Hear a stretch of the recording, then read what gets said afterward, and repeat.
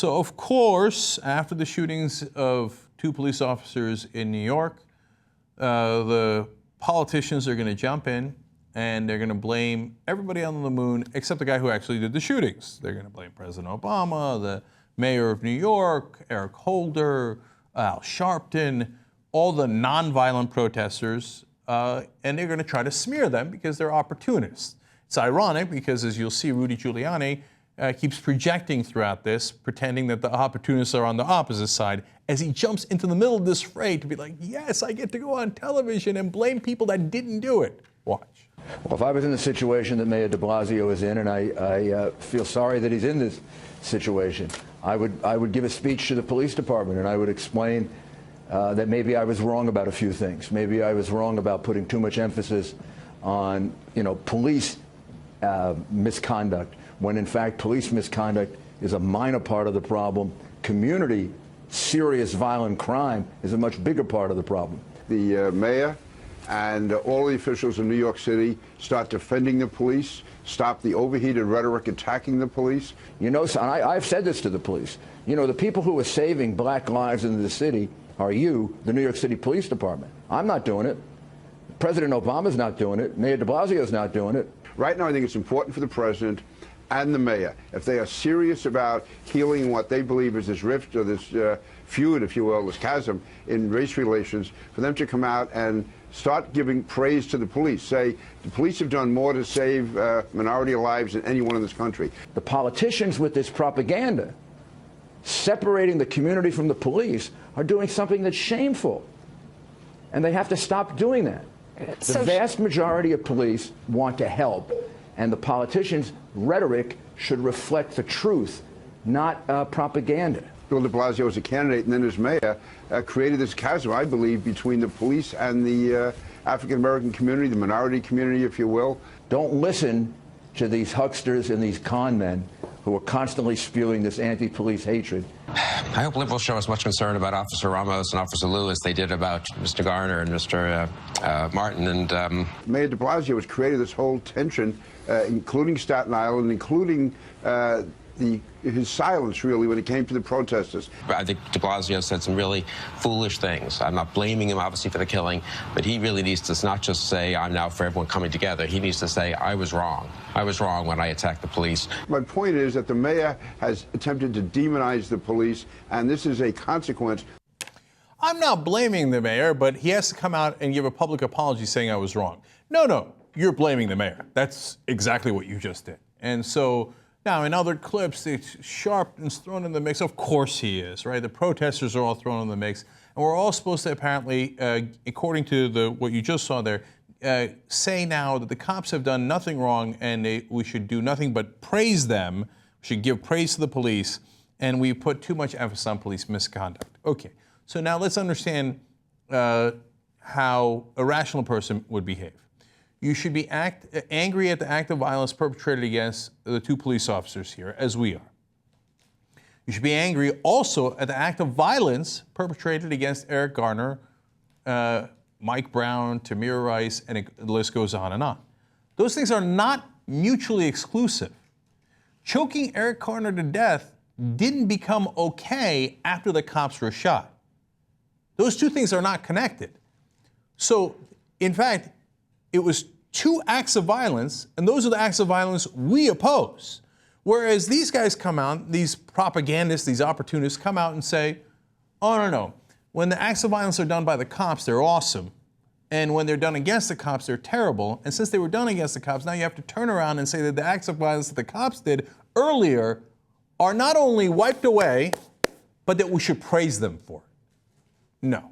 You're not going to get that praise. That's an irrational thing to ask for. So we can do both things at the same time. We can grieve for those families. My God, the 13-year-old son of Ramos, and it's heartbreaking what he writes about his dad and how his dad's never going to come home. And Lou just got married 2 months ago. Those stories are unbelievable. They were innocent. They didn't do anything wrong, and they got executed, okay? You can be angry about that, and you can seek justice on their behalf, without saying, oh, okay, then there's no issue of police misconduct. Once again, there is no logic there. And by the way, Bill de Blasio did try to give a speech while the police were there. You know what the police did in New York? They turned their backs literally to him. When he walked in, they turned their backs and looked at the wall. Okay, I thought things weren't supposed to be political right after a tragedy.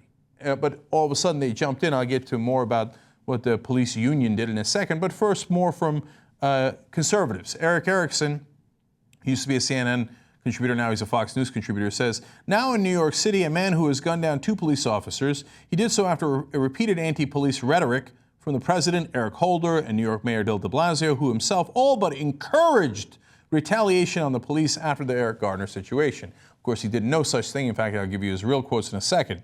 Erickson goes on to say, President Obama promised to fundamentally transform America. We just didn't expect that transformation to involve a war on police. You see that? It's a war on police that Obama started, and then obviously this guy continued that war on police by shooting the cops in the head.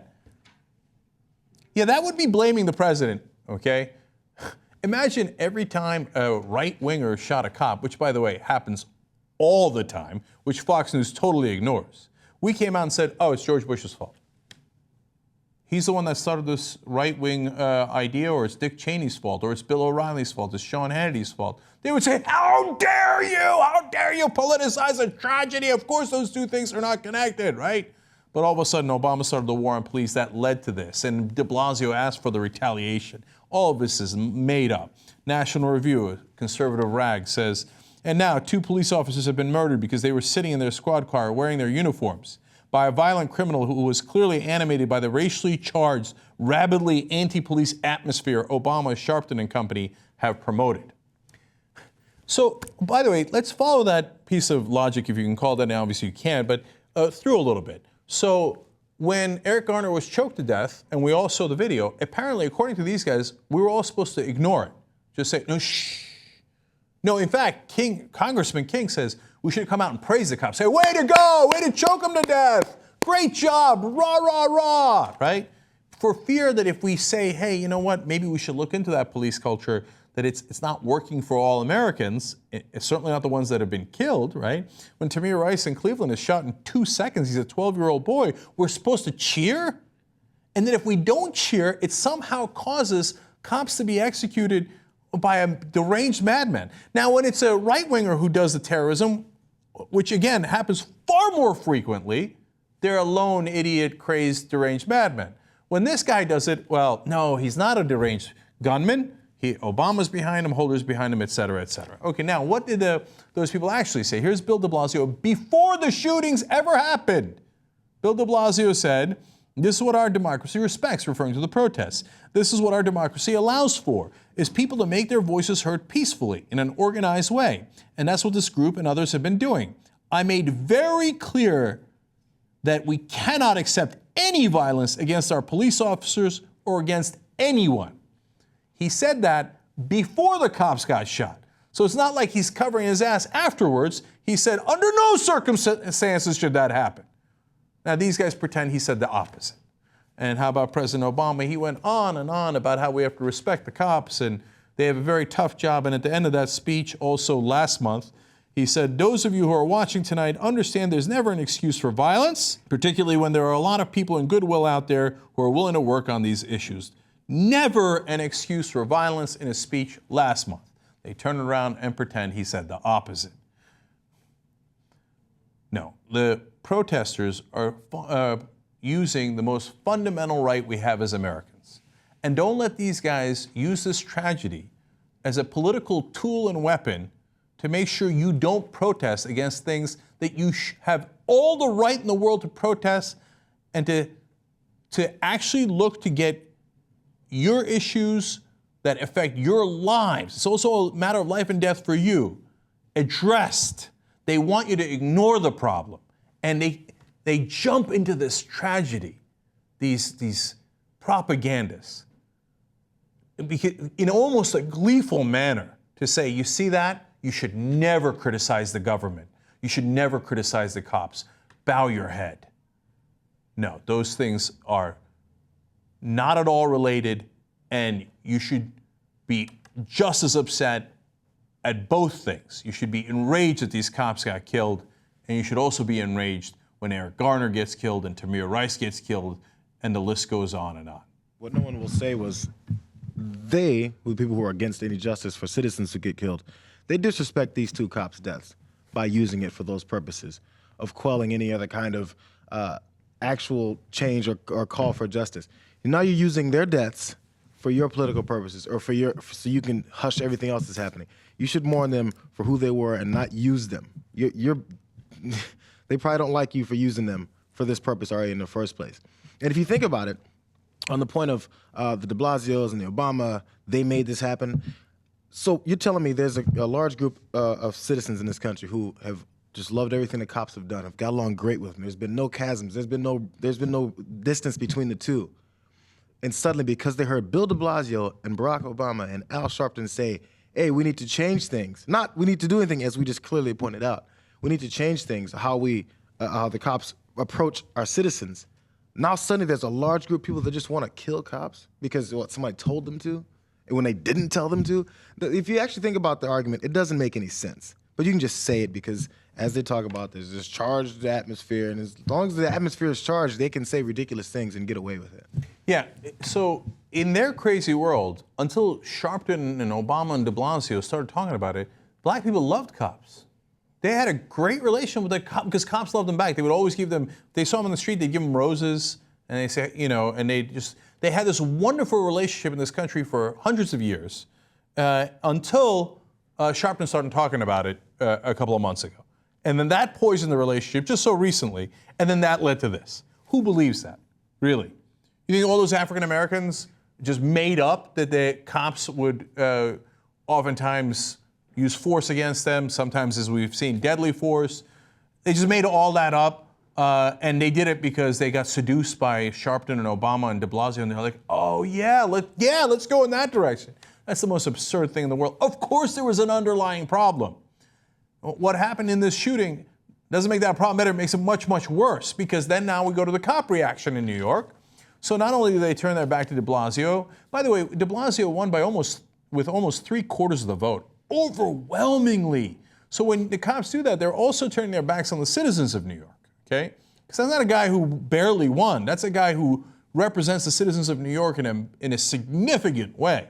But wait till you hear what they did next. Hours after 2 NYPD officers were shot dead in their patrol car on Saturday, a memo attributed to the city's largest police union urged its 23,000 active members to not write any summonses or make any arrests unless, quote, absolutely necessary. So in order to punish the citizens of New York, who had nothing to do with this guy drove up from Baltimore, by the way. Yeah, originally he was from Brooklyn, drives up from Baltimore after shooting his girlfriend, and kills these 2 innocent cops. So then the rest of the cops, led by their leadership at the head of the union, says, don't make any more arrests. Don't protect the people anymore. Oh, that's really helpful. That's great. Now, we're supposed to respect that, right? I mean, this is a moment when you actually could have everybody on your side. We all feel terribly for Lou and Ramos and their family. This is the moment where you can say, hey, you know what? We're going to double down our efforts to help everybody. It said to protect and serve. And look at the situation we protect and serve under and how our lives are in danger. You'd be absolutely right about that. Instead, they turn around and go, we're not protecting and serving you anymore. Gee, I wonder why people complain about the culture that has been created in a lot of these police departments across the country. And then this memo, again, from the police union in New York says, we have, for the first time in a number of years, become a wartime police department. Well, first of all, I got news for you. It's not the first time, okay? Second of all, that's how they perceive this. We're at war against the citizens. So it's us versus them. We're not going to protect them. We're not doing any arrests unless absolutely necessary, right? And now we already have the military outfits, et cetera. And now that 2 of our own got shot, oh boy, wait till you see what we do now. Okay. Now, I didn't say those things. They said those things. So this is going to, unfortunately, lead to a worsening, vicious cycle. That's what I'm worried about. I hope it doesn't. I hope they turn around the next day. I know the politicians won't, but I hope the cops do, and the union does, and they turn around and go, hey man, that was really foolish. Of course, we don't stand by that memo. Of course, we'll protect the citizens of New York. And we hope that you can reach out to us and we can all work together as all of us, the citizens of New York, to make our communities safer. Maybe I'm dreaming, right? But that would be the right way to go instead of saying, that's it, it's war.